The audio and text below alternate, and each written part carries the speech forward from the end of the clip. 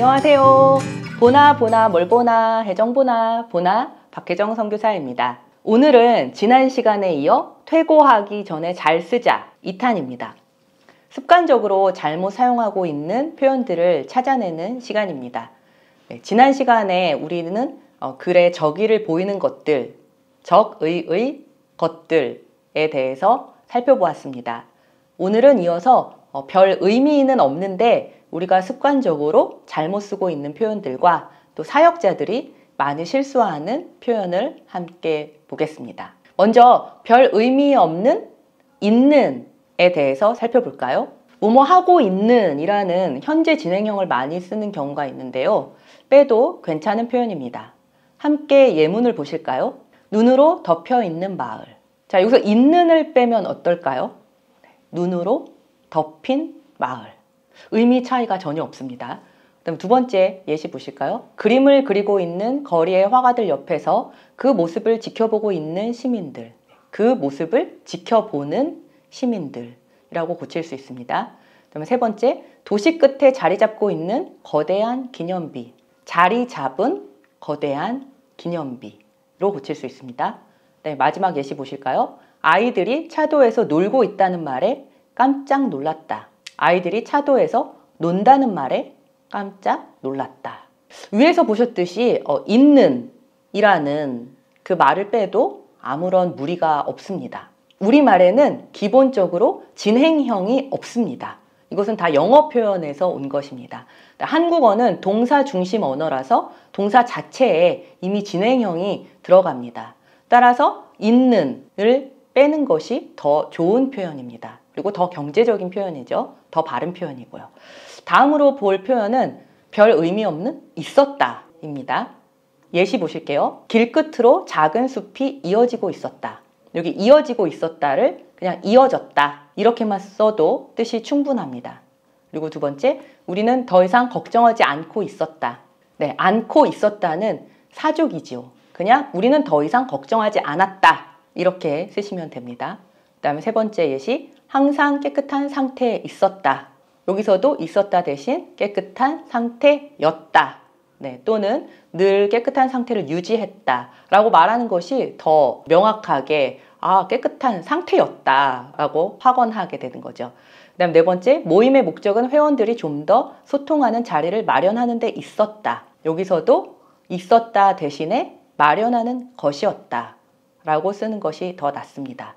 그리고 다섯 번째, 런던에서 있었던 사고 때문에 귀국이 늦어졌다. 네, 이 문장을 어떻게 바꿀 수 있을까요? 있었던을 빼고. 자, 있었던 그리고 늦어졌다. 이렇게 둘 다 과거형인데요. 한 문장에서 과거형을 두 번이나 쓰기보다는 이제 앞에 있었던을 이제 바꾸는 거죠. 런던에서 생긴 사고 때문에, 혹은 런던에서 겪은 사고 때문에, 런던에서 벌어진 사고 때문에, 런던에서 맞닥뜨린 사고 때문에 귀국이 늦어졌다.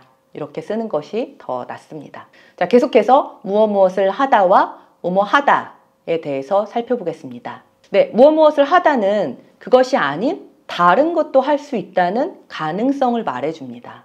하지만 무엇 하다는 명확하게 콕 집어서 그것만 말하는 것입니다. 훨씬 더 뜻이 강한 것이죠. 예를 들어서 문장 보실게요. 멋진 그림으로 장식을 했다. 멋진 그림으로 장식했다. 네, 똑같은 단어처럼 느껴져요. 근데 하나는 장식을 했다라고 썼고 하나는 장식했다라고 썼죠. 앞에 문장은 멋진 그림으로 꼭 장식이 아니라 다른 것을 할 수 있는 가능성의 여지가 있습니다. 그런데 뒷문장은 어떤 대체 가능성 없이 그 멋진 그림으로 장식했음을 의미합니다. 고생 끝에 대도시에 정착을 했다. 고생 끝에 대도시에 정착했다. 정착을 했다. 정착했다. 네, 앞의 문장 역시 정착이 아닌 다른 것을 할 수도 있었는데 그냥 정착을 한 거예요. 그런데 뒤에는 정착했다는 그 정착했다는 행위 자체에 힘이 실려 있는 것입니다. 그렇기 때문에 무엇을 했다라는 표현보다는 무엇 했다. 공부를 했다 보다는 공부했다. 개척을 했다 보다는 개척했다. 이렇게 쓰시는 것이 더 명확한 그리고 올바른 표현이라고 할 수 있겠습니다. 다음 예시 보시면 그들은 책임자를 찾아가 직접 요구를 했으며 요구사항이 받아들여지자 비로소 안심을 했다. 여기서도 직접 요구했으며 비로소 안심했다. 이렇게 표현하는 것이 더 확실하고 명확한 의미로 사용됩니다. 마지막으로 우리 사역자들이 많이 실수하는 그런 표현을 보도록 하겠습니다. 바로 사동과 피동의 표현입니다. 우리말에는 영어와 다르게 동사에서 능동적인 표현이 많습니다. 그런데 주동적이고 능동적으로 써야 할 부분에서 사동과 피동으로 쓰는 경우를 자주 볼 수 있습니다. 사동은 문장의 주어가 다른 사람에게 특정한 행위를 하도록 시키는 의미를 표현합니다. 사동은 주동의 반대말이죠. 예를 들면 엄마가 아이에게 심부름을 시켰다. 주인이 강아지에게 먹이를 먹였다. 이렇게 앞에서 보시는 것처럼 사동문에는 반드시 목적어가 들어갑니다. 심부름을, 먹이를 이렇게 목적어가 들어가죠. 그럼 잘못된 사동문의 예를 한번 볼까요? 하다라는 주동적인 단어를 시키다라는 사동의 표현으로 잘못 표현한 경우입니다. 첫 번째 문장, 나는 부모님께 친구를 소개시켰다. 그리고 두 번째 문장, 이곳에 차를 주차시키면 안 돼. 세 번째 문장, 이 책을 자세히 읽고 그 내용을 모두 소화시켜야 한다. 네 번째 문장, 요즘 선생이 학생을 교육시키기가 점점 어려워진다. 그런데 이렇게 예시를 보니까 틀린 데가 없는 것 같아요. 잘못 쓴 게 없는 것처럼 느껴지지 않으세요? 왜냐면 우리가 일상생활에서도 이렇게 하다를 시키다라는 사동의 표현으로 잘못 쓰고 있는 경우가 많기 때문입니다. 그럼 앞에서 보신 문장들에서 시키다라는 그 표현을 하다라고 바꿔볼까요? 첫 번째 문장에서 나는 부모님께 친구를 소개했다. 내가 주동적으로 소개한 거죠. 소개했다. 그다음에 두 번째, 이곳에 차를 주차하면 안 돼. 내가 주차하는 거잖아요. 혹은 그가 주차하든가. 네, 그 다음에 세 번째, 이 책을 자세히 읽고 그 내용을 모두 소화해야 한다. 이 책을 읽고 내용을 소화하는 주체가 누구죠? 네, 바로 책 읽는 그 자신이잖아요. 그렇기 때문에 주동적인 표현을 써야 합니다. 그리고 네 번째, 요즘 선생이 학생을 교육하기가 점점 어려워진다. 다 하다라는 주동적인 표현으로 바꿔 써야 합니다. 우리가 습관적으로 사동 표현을 잘못 쓰고 있었음을 앞에 예시를 보시면서 잘 느끼실 수 있을 것입니다. 네, 다음으로 이제 피동에 대해서 알아보도록 하겠습니다. 피동은 주어가 어떤 일을 당했음을 나타내는 표현 방법입니다. 무엇 어지다, 되어지다, 이런 어지다 라는 표현으로 많이 쓰이는데요. 이것은 이제 능동과 또 반대 표현이죠. 예를 들면 바람이 불어 모자가 벗겨졌다. 두 번째, 메뚜기가 사마귀에게 먹혔다. 네, 이런 표현들이 바로 피동의 예입니다. 그런데 잘못된 피동의 예를 한번 볼까요? 능동형으로 쓸 수 있으면 능동형으로 쓰는 것이 더 적극적으로 보이고 또 설득적으로 보입니다. 보세요. 예를 볼게요. 1번, 기도가 응답되어졌다. 이거 어떻게 고칠 수 있을까요? 기도가 응답되었다로 쓰면 됩니다. 근데 우리가 이거 많이 이런 표현을 쓰죠. 기도가 응답되어졌다. 그 다음에 두 번째, 헌신하게 되어졌습니다. 이때 어떻게 쓸 수 있을까요? 헌신하게 되었습니다. 혹은 헌신했습니다. 이렇게 능동적인 표현을 쓸 수 있습니다. 그 다음에 세 번째, 비전이 이루어졌습니다. 어떻게 할까요? 비전을 이루었습니다. 이렇게 쓸 수 있습니다. 네 번째, 우리에게 맡겨진 역할을 위해 최선을 다해야 합니다. 우리에게 맡겨진 역할, 이것은 주동적인 표현으로 쓰면 어떡할까요? 네, 우리는 맡은 역할을 위해 최선을 다해야 합니다. 라고 바꿔 쓸 수 있습니다.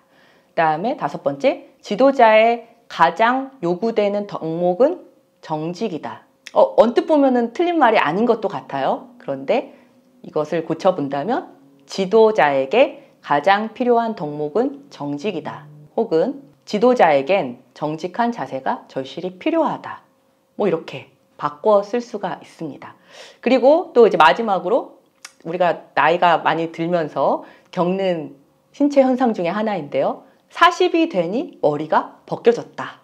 이런 표현을 많이 쓰죠. 근데 사실은 능동으로 쓰면은 머리가 벗어졌다라는 게 더 맞는 표현이거든요. 그렇지만 이 표현, 머리가 벗겨졌다라는 이 표현은 국민이 많이 쓰는 표현이기 때문에 그냥 이제 벗겨졌다도 맞는 것으로 한다고 합니다. 글을 쓰면서 이렇게 불필요한 부분, 잘못 사용하고 있는 피동과 사동의 그 예를 한번 알아보았습니다. 그리고 피동과 그럼 사동을 특별히 주의해서 써야 되는 이유는 그 의미가 약해지기 때문입니다. 주동적이고 능동적으로 표현할 수 있는데 괜히 피동이나 사동의 표현을 빌려서 쓰면 무언가 전달하고자 하는 바에 힘이 이렇게 떨어지는 것이죠. 그렇기 때문에 확실하게 분명하게 나타내야 되는 부분에서는 이렇게 주동적이고 능동적인 표현을 쓰는 것이 맞습니다. 네, 그 밖에 유의할 점으로는 이제 서술어 겹쳐 쓰지 않기가 있습니다.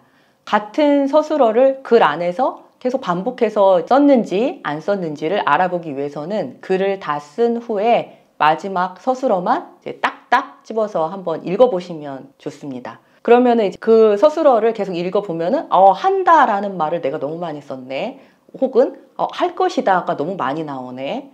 혹은 해야만 한다라는 표현이 왜 이렇게 많지? 뭐 이런 식으로 이렇게 계속 중복되는 표현들을 찾으실 수가 있으실 거예요. 더 중요한 것은 이제 글을 다 쓴 후에 내가 쓴 글을 직접 소리내서 읽어보시면 이런 것들을 찾기가 쉽죠. 그래서 소리내어서 읽을 때 내 입말에 맞지 않는 그리고 어색함이 느껴지는 단어 같은 것이 이제 발견되면 이 글이 좀 이상하네, 지루하네 이렇게 느껴지실 수가 있어요. 그렇기 때문에 중복으로 사용된 단어가 있다면 그 유의어를 찾아서 대체해 보는 것입니다. 유의어는 뭐죠? 유의어는 뜻이 비슷한 단어죠. 그래서 이거는 이제 뭐 사전을 찾아보시면 쉽게 찾을 수가 있으세요. 뭐 네이버 사전을 검색하시든지 뭐 이렇게 인터넷 검색을 통해서도 쉽게 찾으실 수 있는데요. 예를 들면 말하다의 유의어는 뭐가 있을까요? 말하다와 뜻이 비슷한 말. 네, 그렇죠. 뭐 주장하다, 그리고 설명하다, 전하다, 이야기하다, 그리고 언급하다 등 이제 여러 가지 비슷한 의미를 가진 단어들이 있습니다.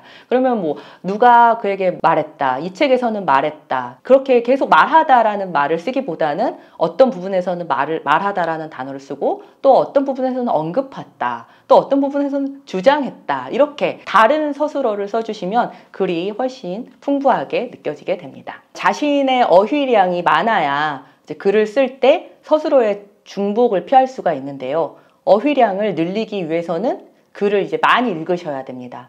그리고 글을 많이 읽으시면서 만약에 모르는 단어가 나오면 그 모르는 단어를 따로 자신만의 단어장을 만드셔서 거기다가 기록을 해 놓으시는 거죠. 그렇게 모르는 단어들을 찾는 것, 또 유의어 이런 것들을 많이 모으시다 보면은 이제 아주 자신의 어휘량이 증가하는 것을 느끼실 수 있을 것입니다. 오늘은 퇴고에 앞서 글을 쓸 때 자주 틀리는 표현은 무엇인지 또 빼도 무방한 그런 부분은 무엇이 있는지 알아보았습니다. 지난 시간과 이번 시간 꼭 학창시절 국어 시간의 그 문법 시간으로 돌아간 것 같은 그런 느낌이 드실 것인데요. 여러분들 모두 수고 많으셨습니다. 글을 다 쓴 후에 퇴고하는 방법에 대해서는 글쓰사 강의 맨 마지막 시간인 8주차에 다시 한번 짚어보기로 하겠습니다. 그럼 오늘 이만 마치도록 하겠습니다. 다음 시간에 만나요. 감사합니다.